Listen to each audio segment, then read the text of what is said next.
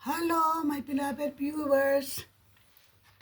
Namili na naman ako kasi first day of the week. So, namili na naman ako para may kainin kami ng aking alagang si Blesco.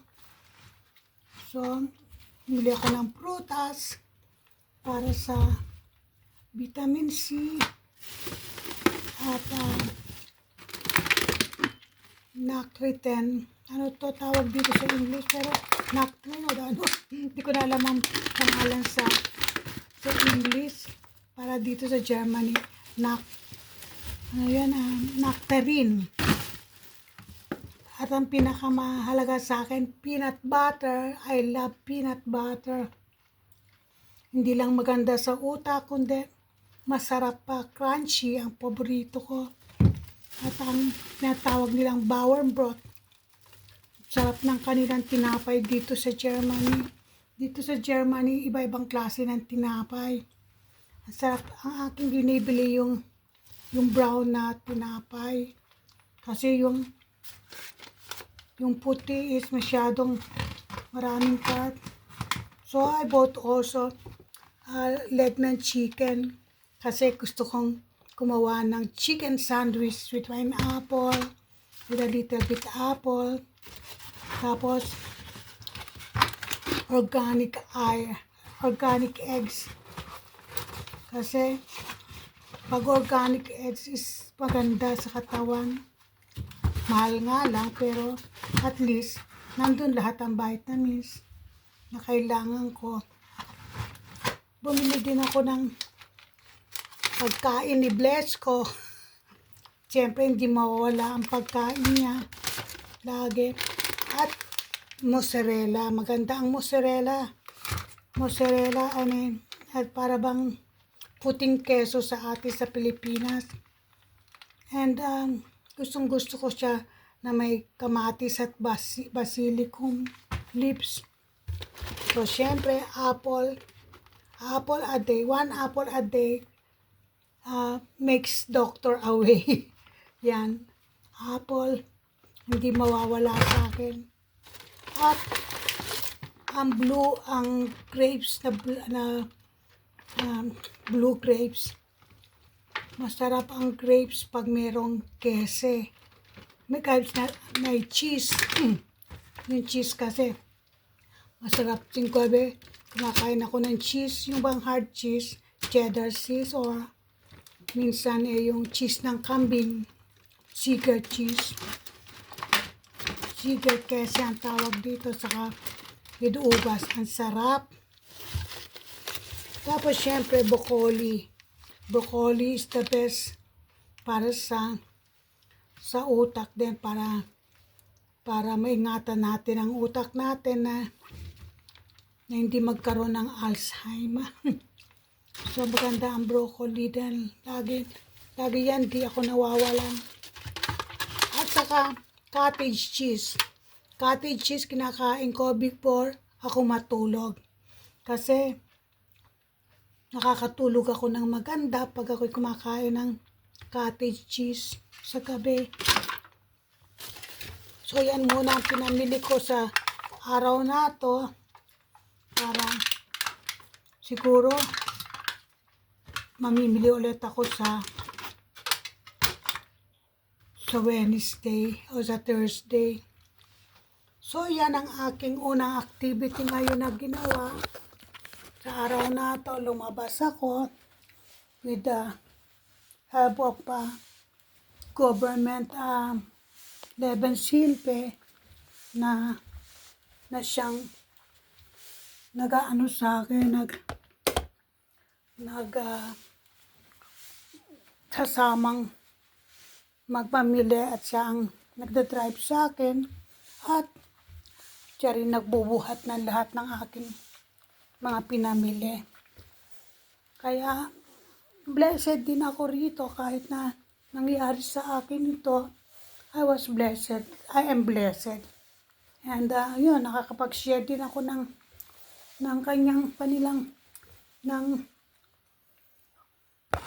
word of God sa mga taong tumutulong sa akin dito, and Some of them, siyempre, they will receive our Lord Jesus kasi hindi ko sila tatantanan. Kasi yun ang aking tunay na mission din dito. Kaya yun, thank God na ako'y nakakapag-share din sa mga taong tumutulong sa akin at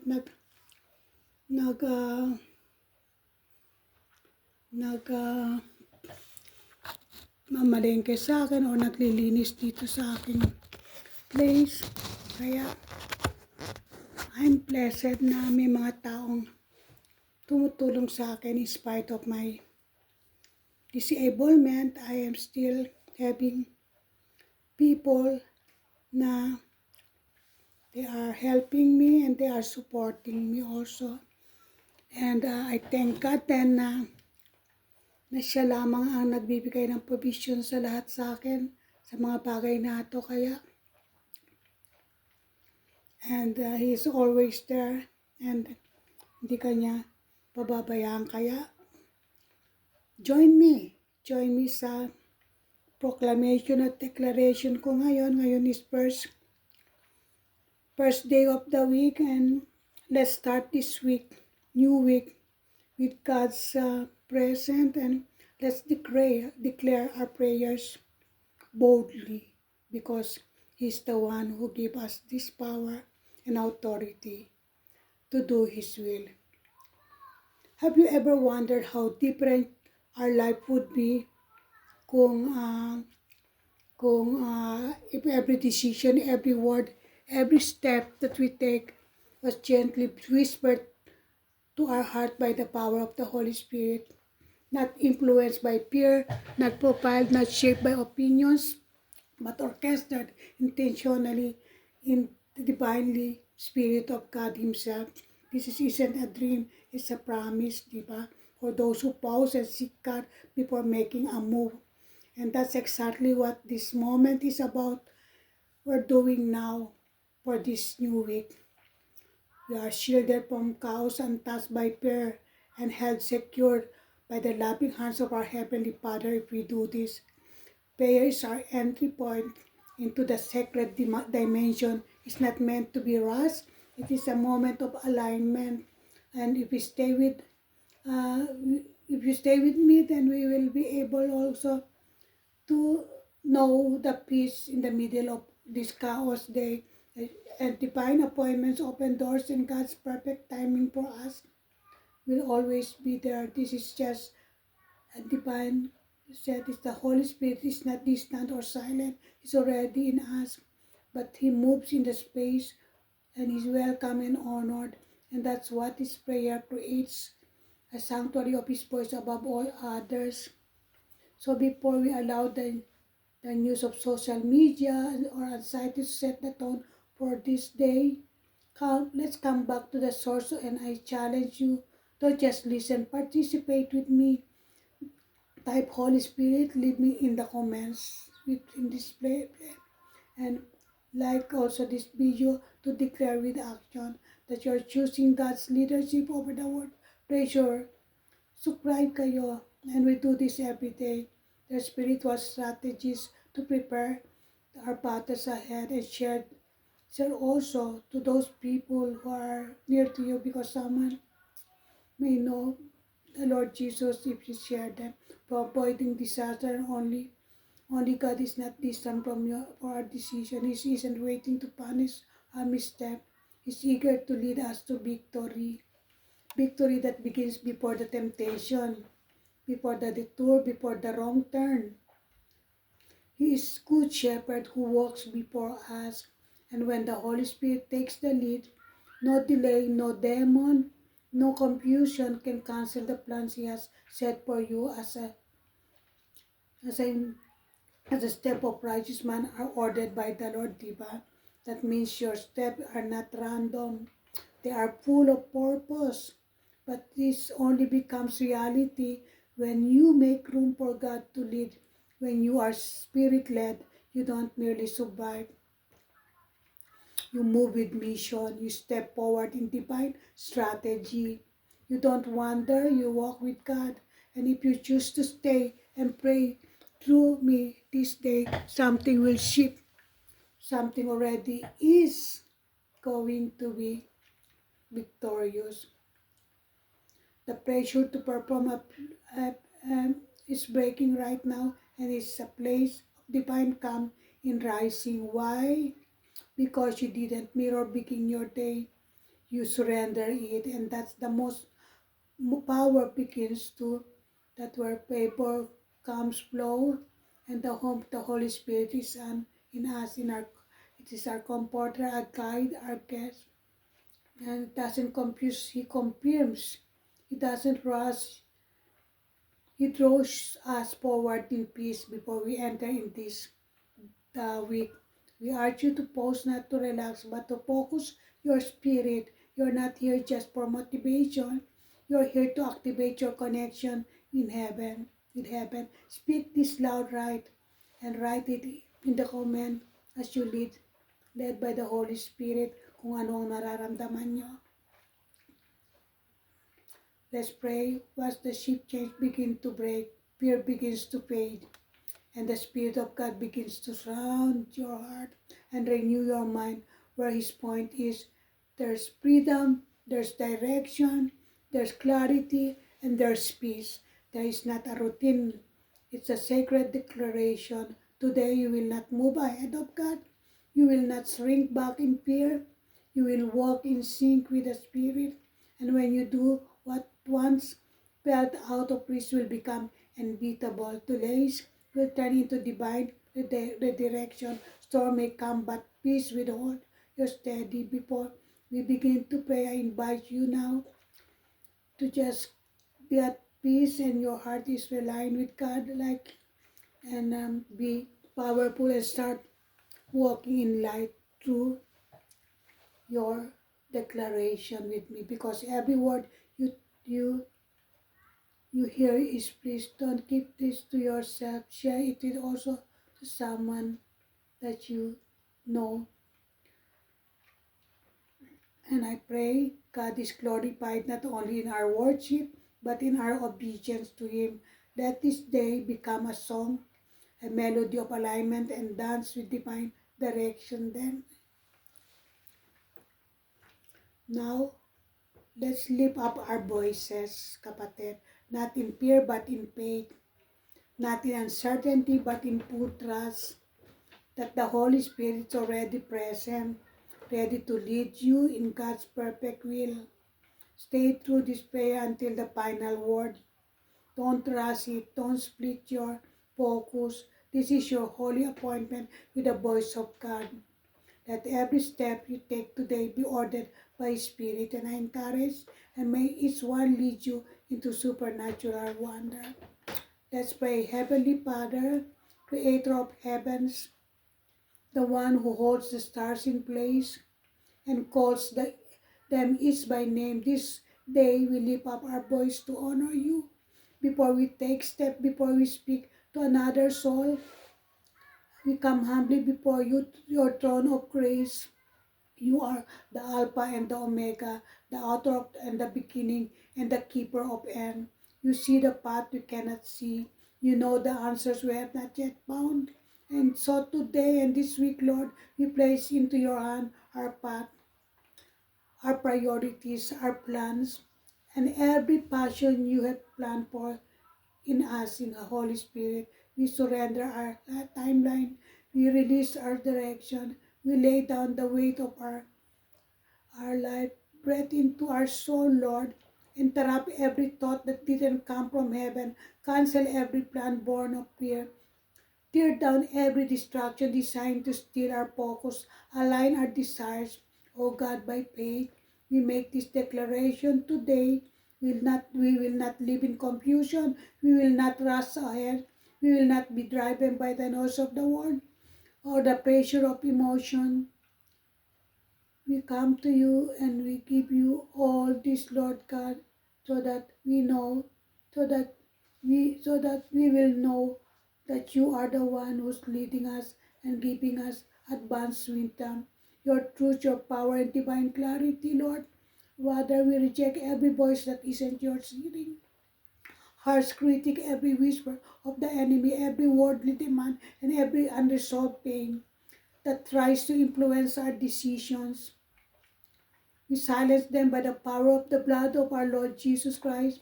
We attune our spirit to the frequency of heaven. We set heart on things eternal. We speak, Lord, your servant is listening. Go before us like that fire by night and the cloud by day. Be our light in the dark, illuminate the unclear. Expose what hidden, redirect our path when we drift. Shut every false door, unveil every motive. Let us be your side and not ours. I will invite you into every step today, the big and the small, the unexpected and the unseen. Be present in our delays, be present in the details. Be the author of every door that opens and the one who gently closes those that are not ours to walk through. We trust you fully, Lord. Your word says in Proverbs 3:5 says, trust in the Lord with all your heart and lean not on your own understanding. In all your ways, submit to him and he will make your path straight. So today, we surrender every route this new week, Lord God, every thought, every strategy. Straighten the path beneath us, Lord. Bring us into alignment with heaven's rhythm. Let your spirit filter every decision, where we go, what we say, how we respond, and what we pursue. Don't let distraction disguise itself as opportunity, Lord. Don't let fear delay, Lord. Don't let opinions outweigh your whisper. Lead us into your perfect peace, Lord. We speak against confusion right now. We bind the fog of hesitation. We renounce the paralysis of overthink. We cast down the instability of double-mindedness. We will not wander through this day, Lord, and through this week. We will not reap from your calling. We will not strive to validation. We will walk with purpose. We will walk in clarity. We will walk with confidence because your spirit lives within us. Holy Spirit, you are our guide. You are our counselor. You are our comforter. We welcome you into every part of this day, into every word we speak, every message we send, every room we enter, every decision we face, and every task we touch. Let no encounter be random. Let no detail be overlooked. Let every moment be orchestrated by your will. Let divine discernment awaken with us. Sharpen our ears to recognize your whisper. Train our eyes to detect you. Soften our heart to respond to your sight nag. Give us boldness to walk in obedience even when clarity is absent, because we would rather journey in mystery than walk in certain without you. Today, Lord, we surrender all pressure, every timeline, every deadline, every weight of expectation laid upon us by others. We release it, will not run ahead in haste. We will not lag in fear. We will walk in rhythm with your spirit. Let today be correct. Let every footstep echo. Let peace be determined by pace, not panic. Let your guidance, not our desire, marked by direction. Let our light that you still lead those who, Father, we become your holy interruption. Stop us in our assumption. Redirect us when we veer, of course. Speak clearly when we cannot see, and when fear hesitates to obey, give us the courage to follow, regardless breadth of our thoughts today. However, our mind with your presence, sanctify our imagination, purify our ambition, transform worry into wisdom, Lord, please. Fear into faith and stress into surrender. Every thought that rises against your truth, every under the authority of Christ, everything under the authority of Christ. We don't want to just be stagnant long for you, oh God. A day infused, oh God, a day that flows from eternity into time, a day marked by testimony because we choose to follow, not bother we refuse to stumble into darkness, to the every darkness in our life. But Lord, we seek more. We desire transformation. We don't want to simply walk the right path. We want to become the right person. Let it be, Lord. We seek more than strategy. We seek sanctify, refine our motives, Lord. Cleanse our intention, adjust our posture. If it must wait, let us waiting be worship. If we must move, let the move be a worship, Lord God. We must speak, our words be for your worship, Lord. Father, tear out every root of pride that hinders us from hearing you. Uproot the arrogance that convinces us and we know better. Break every cycle of self-defenses that leads only to weariness. We don't want to live without you. We want to live by your come, by with your presence. We don't want to be guided by anyone, but we want to be guided by you. We are here to follow the cloud of your presence, Lord. Spirit of living God, fall afresh upon us. Anoint our ears to discern your direction. Even amidst noise, anoint our eyes to perceive. Open doors that fear try to conceal. Anoint our feet to step in harmony with heaven's rhythm. Anoint our heart to say yes, even when comfort says no. Let obedience rise above our logic. Let faith silence the reasoning. Let trust quiet the lingering doubt. Oh Lord, please, Lord, come and give us grace and power to continue, Lord God, to live in the light of your love by the strength of our Lord Jesus Christ, so that we all obey your commandment from you. You are already present in our future. So we release the pressure of outcomes. We choose to praise you for victories we have yet to see, Lord. Because when you lead it, it is always good. When you guide, it is always right. When you're near, we are always safe. Teach us the tempo of your will. Slow us down when you whisper wait. Propel us forward when you command.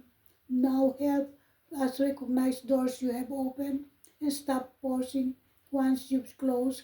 Give us the boldness to say no when there is no peace, and the courage to say yes even without all the details. We don't need every answer if we have you.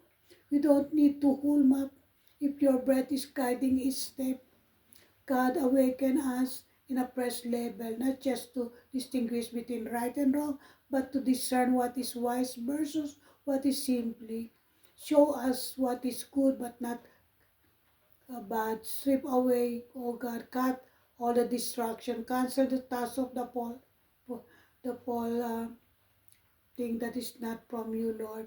Make room, make space, for surprise, make space for the miraculous. Let today and this week not be ruled by the moods, but the movement of your spirit, not by fleeting feelings, but by the power of your presence, not by our own strength, but by your sacred anointing. Let our mindset reflect heaven's peace. Let our reaction reveal spiritual maturity. May our conversation drip with oil. May our interaction radiate peace. Tune to your still small voice, Lord. Lord, we leave every relationship in our life before you. Guide us in how we engage with others. Show us clearly who has been so indifferent. Grant us wisdom and connection. Discernment in counsel. Let our feet walk with the wise, not wander with the reckless. And may those we align with today encourage us to walk deeply and step with your spirit. May we be vessel of wisdom for others. Let our presence be so strong, Lord. We choose not to rely on past to navigate today's journey. We want to recycle old revelation for today and new warfare. We need a fresh word from you, Lord. Fresh oil, fresh grace, Press inside, press obedience. Your word says our sheep hear, your sheep hears your voice. And today we boldly come to you and we are your sheep.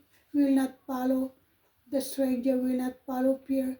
We will not follow you anything that is not from you.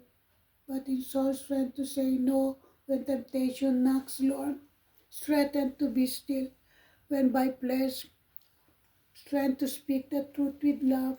Strength to hold our tongue when silence honors you more. Strength to press on when discouragement is here. Strength to keep our eyes fixed on you.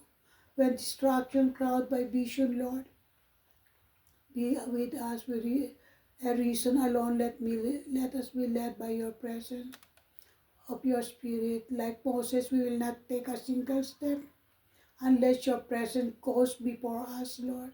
We would rather walk through a wilderness than live in comfort without you. We'd rather step into uncertainty with your whisper than remain in comfort without your word. Stir within us a holy hunger for your word. Let no other noise draw out our desire to you. Let no busy schedule crowd out our time. Let no opportunity feel more urgent than obedience. Yes, so to your call, we don't just want result, we want righteousness. We don't just long for open doors. We long for open heavens. We don't chase speed. We desire synchronization with your perfect timing, Lord. Please, Lord, you are our God and you know everything that we need. Every interruption, every divine surprise. We lay our agenda down at your feet, Lord. Carry us through praise you, Lord. Speak to us in the most unexpected way. Once let today not be driven by let not divine strategy let us be in your presence from impulse, but from Holy Spirit. We make room for you now, Lord. Every corner of our thoughts, every space in our heart, every second of this day, reorder it, ignite it, rearrange what needs to shift, highlight what must be surrendered, breathe life into what has been cold, wake up what has been dormant. Yes, Lord, and make us active, Lord God, in every way. You and I fully surrender to you. We surrender to you wherever we go, wherever we live. Let it all be spirit-led, Lord. Let divine interruption shape our day. Let divine connection form your hand. Release supernatural insight at every turn. Holy Spirit, go before us. Prepare every conversation, every assignment, every encounter. We move not because we know what's coming, but because we know who goes before us. We step into this day, into this week, not with answers, but with assurance. You are our direction. You are our covering. You are our keeper. You are the one who order in our every step. Lord, let every step, Lord, be pleasing into your sight and raise us, Lord God, to hear, to trust, to listen today. We surrender the rhythm of our day to the heartbeat of heaven. Lead us beside will waters when the chaos surrounds, Lord God. Keep us from mistaking constant motion for spiritual momentum. Let us walk, not run, in that the space of obedience today. This week of all, the tear down the idol of needing to know what comes next. We traded, Lord, and we are here, Lord God, to ask for your leading when we walk with others, Lord. Let us lead by your presence when we are, Lord God. Speak, Lord, however you choose, whisper or thunder, but let us hear you. Interrupt us if it protects us. Shut doors, Lord God, that need to be shut. Delay us if our guards is not good. With your will, Holy Spirit, rule over our emotion today. Let not mood determine our mission. Let not anger shape our words. Let not fear lead our steps. Let not anxiety write our plans. Let not bitterness destroy our choices. We yield our emotion to your gentle authority. Teach us how to feel without being led by our feelings, Lord. Train us to respond with grace, not react in haste. Let us be so anchored in your presence, Lord, that no storm can uproot us. Our peace guide our conversation today. Lord, anoint our words with your truth, soak in grace. Let every sentence be spirit breath. Use our voice to comfort the weary, to correct with compassion. Lift us the hopeless and to glorify your name. Let our words carry the aroma of heavens. Let our tongues be an instrument of breakthrough. May every word we speak today echo eternity, and if you call for silence, let us yield to that too. We lift up our walk to your, whether we our hands to the blow, Lord, to the prayer we offer it all for your glory, Lord. Let it be, Lord, that you are the one who guide us, and let not moment feel meaningless, Lord. You are using it to shape us. We don't labor for attention. We labor in surrender. We don't act to impress. We act in obedience black. It's not only the work of our heart, but the motives of our heart. Father, align our time with heaven's timetable. Rearrange our schedule as you see fit. Cancel the things you never called us to. Highlight what you ordained for us. Turn routines into divine encounters. Transform interruption into sacred pauses. Make even delays divine appointments, Lord. We lay down all control, every expectation, every plan born from self. You are our organizer, our shepherd, our guardian, we trust you. We stand against the spirit of confusion and every wave of double-mindedness in the name of our Lord Jesus. Your word declares that you are not the giver of illusion. It rejects the enemy's whisper, Lord. We rebuke every fear that masquerades as logic. We silence every voice inside us that contradicts your truth. Your voice may be gentle, but it is unwavering. It may be quiet, but it is unshakable. Let our soul be tuned to your frequency so we don't miss single move you make. Lead us through hidden battles, guide us through unseen. Rain and that we may not detect every snare, but you already have, we may not sense, but you dismantle them before we see it. Today we walk with fully equipped, but because you go before us, you are our divine scout, clearing the path ahead, Lord, appointing angels to guard every step. We declare we will not fear, because the Spirit of the Lord surrounds us. We rear God and our way maker. Lord, we bring before you the desires of our hearts. Yes, Lord, the quiet dreams we gather in the hidden places, Lord, the hopes we dare not stare aloud, the vision that keeps us awake in the still of night. You see them all and release them to you again, not by schedule but yours, not by our method but your spirit leading. In your name, Lord Jesus Christ, we claim for your mighty power that carries your fingerprint to us, place brighter than even before us.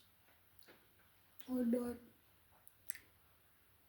we hear your voice, Lord, and we thank you, Lord God, for speaking to us. If there are judgment, you just, Lord, give us the power, Lord, to adjust every situation. We ask for purification. We're not seeking answered prayers. We're craving divine alignment, Lord God. We don't just want blessing. We want your blueprint for our soul. So guide us with precision, Lord. Speak to us with clarity. Don't let us move in assumption.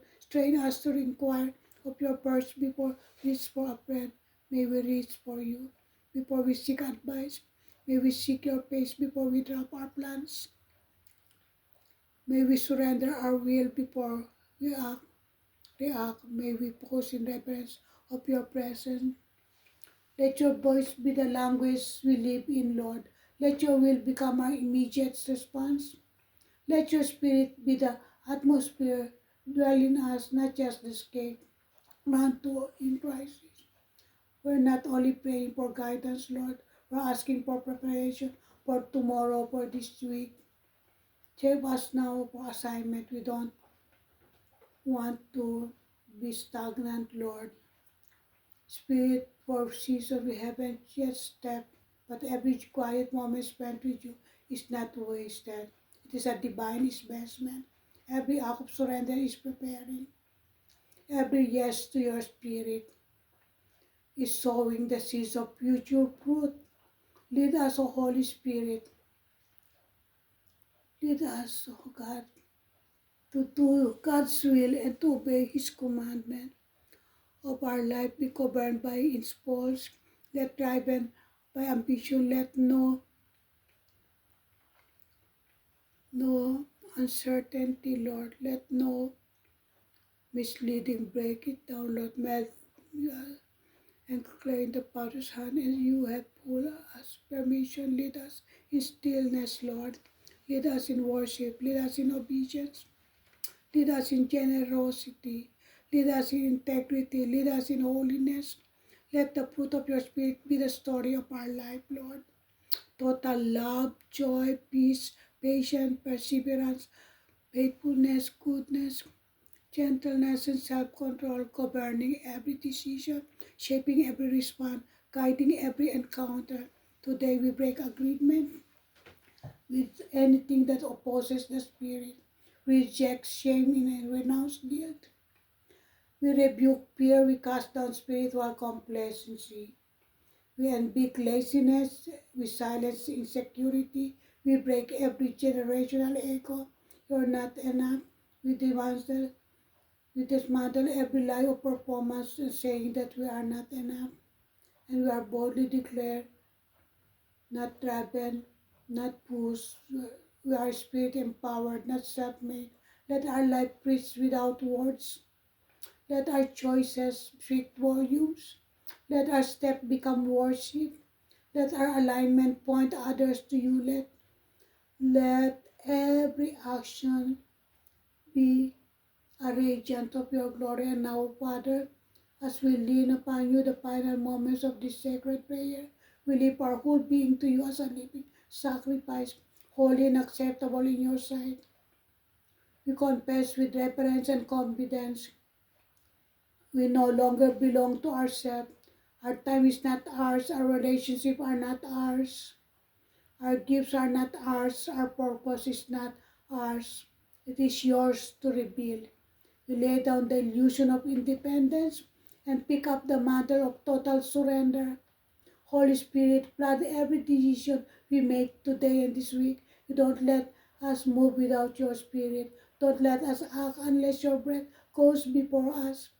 Even when we are convinced, pause us even when urgency, slow us and welcome your divine delays. We embrace the interruption of your call, Holy Spirit. We no longer resist the pruning because we see your fruit always outweighs the pain. We choose not the easy road, but the anointed one, not the popular path, the one marked by purity, not what gains approval, but what brings you glory. Whether our feet go to daily in heaven, be our map where our hands stand and eat. Be under, be under Spirit command, Lord, may we depict that eternal where our heart leans, let it bend toward righteousness, and where our soul waits, may we rest solely upon the Lord. Yes, we declare we will wait upon the Lord, and in the waiting, new strength will rise. We will soar like an eagle. We will run and not go tired. We will walk and not faint, because we never walk alone today. Lord, we don't measure legacy by distant travel, but by divine alignment. We don't chase worldly impact. We long for eternal fruit. Yes, Lord, there's only eternal fruit through and teach us to walk with peace that cannot be shaken. May everyone we encounter today meet not just a kind person, but a spirit-led soul not merely someone good for this week, but someone grounded in your presence. Father, let us step, we take lead a trial of obedience, prove that you are here, that you led, that you spoke, that you move, even if no else notices you see. Even if there's no applause, no reward, even there's no understanding, you know, and that, Lord, is enough. Now we lift up every soul praying this prayer with me, every listener, every heart tuned in, every spirit desperate for direction, everyone who feels lost or unsure. Flood them, Father, with divine clarity and holy confidence, not in themselves but in you. Let your voice thunder louder than their doubts, Lord. Let your light outshine every fog of your presence. Mute every false voice. Remove every distraction sent to detail. And right now, Lord, we ask for clarity for the overwhelmed, peace for the anxious, strength for them one ready to quit. You are not forgotten, said the Lord. You are His beloved one. He has chosen you. Even when you cannot feel it, He is working behind the scenes, clearing the path, traging that your eyes have yet not to see. Victories are being prepared, and heaven is aligning your step dahil nandito ka at nakikinig ka at nakikisama ka rito sa prayer ko. Just keep walking, trusting the Lord with all your heart, and do not lean on your own understanding. In your ways, acknowledge Him, and He will direct your paths. Proverbs 3 to 5 to 6. Let this be the foundation of your day. Let it be the banner of your morning. Let it be the posture of your heart. Lord, lead us when you wake. Say, lead us when you move. Say, lead us. Speak to us. You should say, they keep us humble, and when you feel weak, say, carry us on. Because when your steps are led by the Spirit, you will walk into place beyond imagination. You will overcome what once seemed unconquerable. Magtiwala ka lang kay Lord as we continue to pray and to be able to just encourage you also yourself. Encourage yourself to continue on to live in the light of God's love. So Father, we ask you now, Lord God, for your mighty power sa mga beloved na nanonood sa akin ngayon, Lord. Itulot mo, Lord God, ang iyong patnubay at pagpapala sa kanila. Bigyan mo pa sila, Lord God, ng powerful presence mo, Lord, and be with them that they may able, Lord God, to continue to live in the light of your love this new week with their families and loved ones. Bless them, Lord God, to be a blessing. And now, I ask this all, Lord God, in the mighty name of our Lord Jesus Christ, with thanksgiving in our hearts, Lord God. Lord, again, Lord, we ask for your activating, Lord God. Activate all, Father God, all the words that we have proclaimed, declared, and decreed, and prayed with thanksgiving in our heart. In your name, Lord Jesus Christ, our King, in your spirit and truth, with wisdom and power, in our thoughts, words, and action, in our entire being, body, soul, and spirit, for your glory and honor, Almighty Father God in heaven, the mighty name of our Lord Jesus Christ, our King. Thank you, Lord Jesus, for sealing it all with your most precious blood, all the words that we have proclaimed, declared, and decreed, and prayed with thanksgiving in our heart. In your name, Lord Jesus Christ, our King, in your spirit and truth, with wisdom and power, in our thoughts, words, and action, in our entire being, body, soul, and spirit, for your glory and honor, the mighty name of our Lord and Savior, Jesus Christ, our King, forever and ever. Thank you, Holy Spirit, for manifesting and empowering all the words that we have proclaimed, declared, and decreed, and prayed with thanksgiving in our heart. In your name, Lord Jesus Christ, our King, in your spirit and truth, with wisdom and power, in our thoughts, words, and action, in our entire being, body, soul, and spirit, for your glory and honor. Almighty Father, God in heaven, the mighty name of our Lord and Savior, Jesus Christ, our King, as we recognize also the angel, Lord God, your angel, God. Thank you, holy angels of God, for ministering and working all the words that we have proclaimed, declared, and decreed, and prayed with thanksgiving in our heart. In your name, Lord Jesus Christ, our King, in your spirit and truth, with wisdom and power in our thoughts, words, and action, in our entire being, body, soul, and spirit, for your glory and honor. Almighty Father, God in heaven, the mighty name of our Lord and Savior, Jesus Christ, our King, forever and ever. Amen. Amen and amen. Thank you, Lord God. Thank you, Lord Jesus. Thank you, Holy Spirit of God. Thank you. Thank you din mga subscriber ko, mga beloved na napadaan din dito sa aking vlog, sa aking video. May God bless you, and I believe and it's already secured as you finish the prayer that we have, that I have done, and with me, you will be blessed more than you expected, and you will be blessed to be a blessing. So have a wonderful, blessed week, new week, and may your power, may the Lord's power be with you and your loved ones. So be blessed to be a blessing. Till next time, and God bless you so much. Auf Wiedersehen.